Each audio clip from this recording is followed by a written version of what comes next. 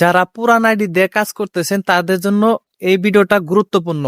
যারা পুরান আইডি দিয়ে কাজ করতেছেন, 1 বছর হয়ে গেছে বা 2 বছর আগে আপনি আপনার আইডিটা বা প্রোফাইলটা খুলেছিলেন, কিন্তু ভিডিও পোস্ট করেন নাই বা ফটো তেমন একটা পোস্ট করেন নাই, কিন্তু এখন নতুন করে আপনি আবার ভিডিও শুরু করছেন বা কন্টেন্ট ক্রিয়েশন শুরু করছেন, তাদের জন্য এই ভিডিওটা অনেক গুরুত্বপূর্ণ ভাই।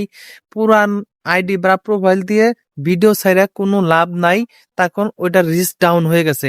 আপনি অতি দ্রুত একটি কন্টেন্ট ক্রিয়েশন শুরু করতে চাইলে একটি পেজ বা প্রোফাইল নতুন করে খুলে সেখানে ভিডিও আপলোড করেন।